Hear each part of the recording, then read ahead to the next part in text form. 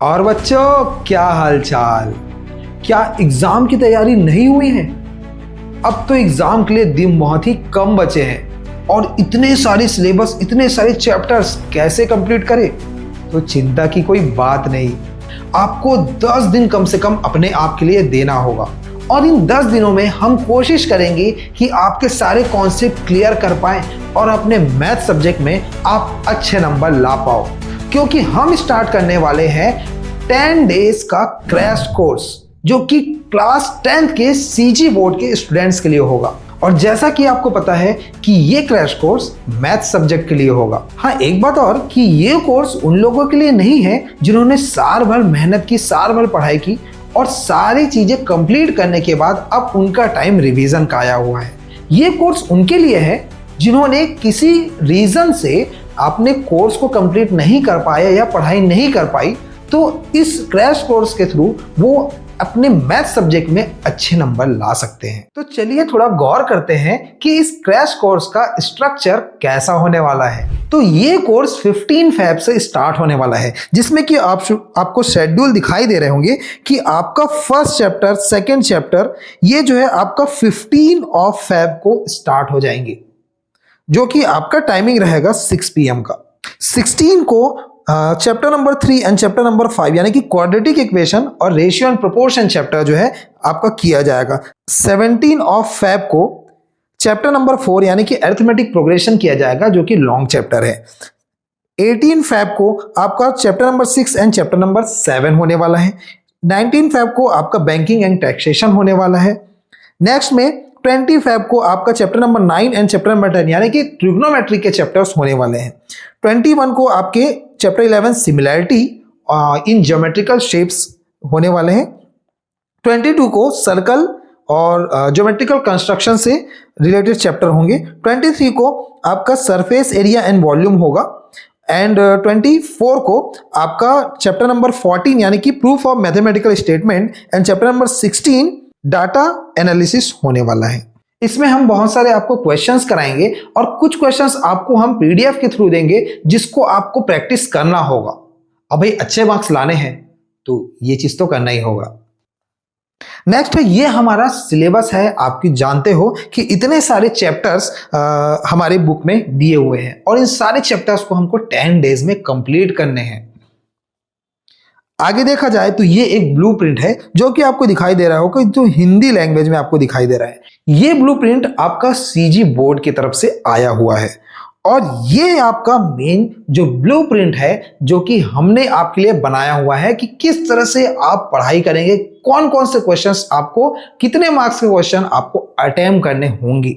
ठीक है, इस तरह से देखा जाए तो थोड़ा सा एक स्ट्रक्चर बना हुआ है, इसको समझने की कोशिश करते हैं। सबसे पहले आपको तो पता ही होगा कि ये जो है अलजेब्रा जो कि यूनिट 1 है और इस यूनिट 1 में आप देखें तो 20 मार्क्स के क्वेश्चन आते हैं। 20 मार्क्स यानी कि सारे क्वेश्चंस को मिला के टोटल 20 मार्क्स तक के क्वेश्चन यहां से आते हैं। अब इसमें टोटल 5 चैप्टर्स हैं। देखो, चैप्टर नंबर 1, 2, 3, 4, 5 ये 5 चैप्टर इस अलजेब्रा के अंदर आता है। ठीक है, जिसमें से 20 मार्क्स आप गेन करने वाले हो। ठीक है, अब देखा जाए तो पॉलिनोमियल में आपको दिखाई दे रहे होंगे, पॉलिनोमियल में आपका 1 मार्क्स, 2 मार्क्स और 3 मार्क्स के क्वेश्चन आ सकते हैं। अब देखा जाए तो यहाँ पे 5 मार्क्स के, 6 मार्क्स के जो लॉन्ग क्वेश्चन है उस तरह के क्वेश्चन नहीं आने वाले हैं। ठीक है, ये जो है एक एक्सपेक्टेड हमने मार्क्स का लिस्ट एक बनाया हुआ है जिसे आप देख सकते हैं। देखो यहाँ पे चैप्टर नंबर 2 है। चैप्टर नंबर 2 में आपको दिखाई दे रहे हैं 1 मार्क्स के क्वेश्चन ऑब्जेक्टिव क्वेश्चन होते हैं, वो तो आएंगे। 3 मार्क्स के क्वेश्चंस और 6 मार्क्स के क्वेश्चन आने के चांसेस है। ठीक है, इसी तरह से चैप्टर 3 में 1, 2, 3 और 6 मार्क्स के क्वेश्चन आने के चांसेस हैं। चैप्टर नंबर 4 में 1, 2, 3 और 6 मार्क्स। देखो मैंने इतने बार 6 क्यों लिखा?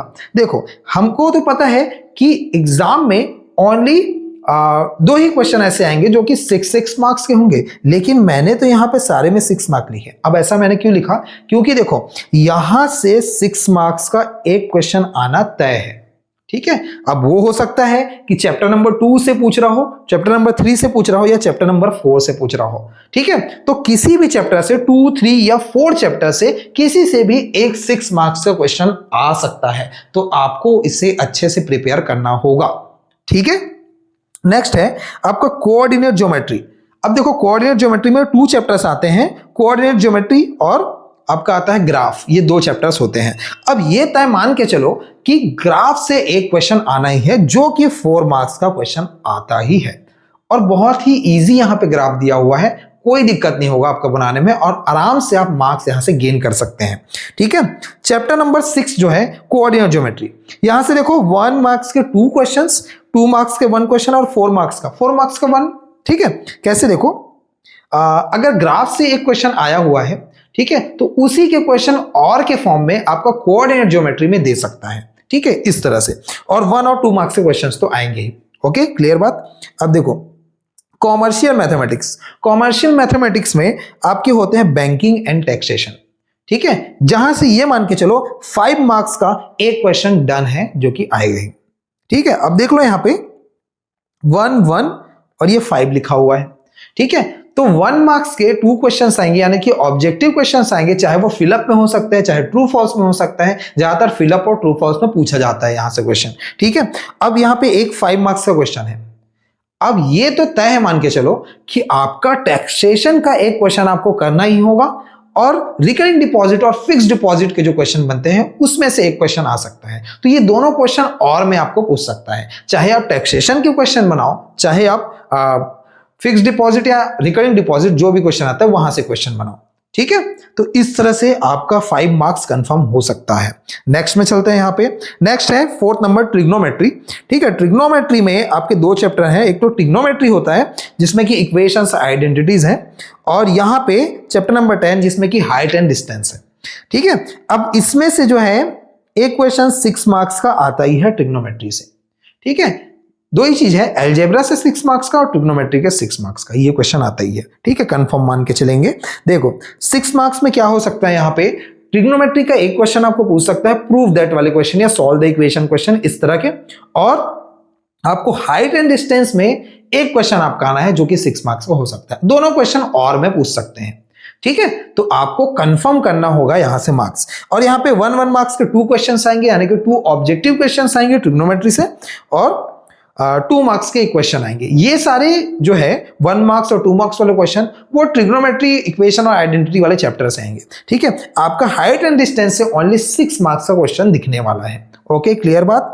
नेक्स्ट में चलते हैं ज्योमेट्री। अब ज्योमेट्री में आपके 3 चैप्टर्स आते हैं, सिमिलरिटी इन ज्योमेट्रिकल शेप्स, 12 चैप्टर होता है सर्कल, और 13 चैप्टर है ज्योमेट्रिकल कंस्ट्रक्शंस। ठीक है, इसमें आपके टोटल 12 मार्क्स के क्वेश्चन आने वाले हैं, मतलब टोटल मिला के जितने भी क्वेश्चन है के सारे के मार्क्स मिला के 12 मार्क्स होते हैं। उसी तरह से ट्रिग्नोमेट्री जो है उसमें भी 10 मार्क्स के क्वेश्चन होते हैं।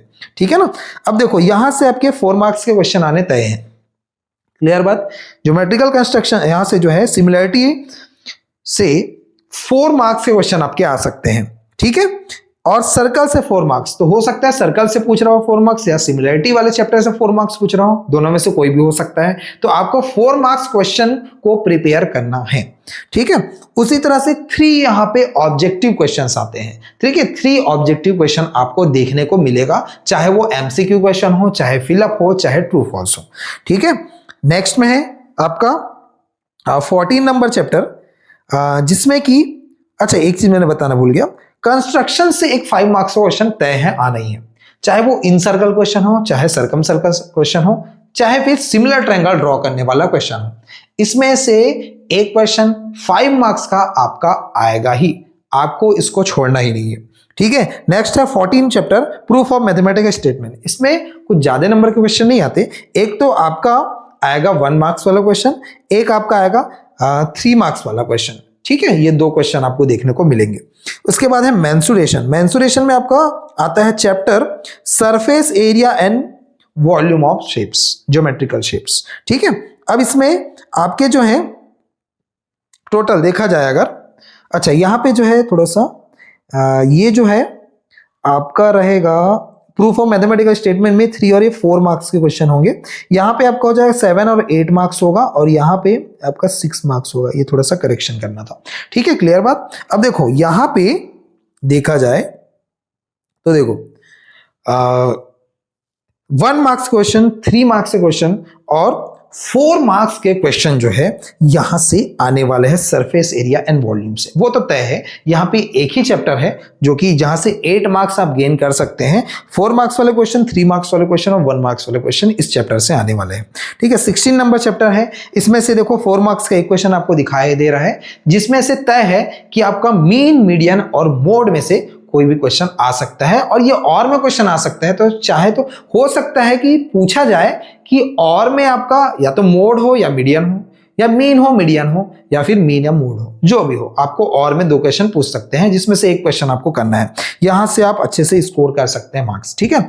यहां से 2 नंबर वाले क्वेश्चन आएंगे। 2 नंबर क्वेश्चन में आपको सिंपल अनग्रुप डाटा के लिए क्वेश्चन पूछ सकता है, ठीक है, जिसमें कि आपको सिंपल मीन निकालना हो, सिंपल एवरेज निकालना हो, सिंपल आपको मीडियन इंडिविजुअल डाटा हो जिसका मीडियन निकालना हो, मोड निकालना हो, इस तरह से क्वेश्चन आ सकता है, ठीक है। तो ये था एक स्ट्रक्चर ब्लूप्रिंट जहां से आप कौन कौन से चैप्टर से कितने कितने मार्क्स के क्वेश्चन आप प्रिपेयर कर सकते हैं, ठीक है। इससे आपको ज्यादा टॉपिक पढ़ना नहीं पड़ेगा। जहां जिस चैप्टर से 6 मार्क्स का क्वेश्चन आ रहा है वहां से 1 मार्क्स वाले क्वेश्चन पढ़ने की कोई जरूरत नहीं है, ठीक है। इस तरह से आपको पता चल जाएगा कि कौन कौन से चैप्टर से कितने बड़े क्वेश्चन, कितने छोटे क्वेश्चन आपको प्रिपेयर करने हैं, क्लियर बात, ठीक है।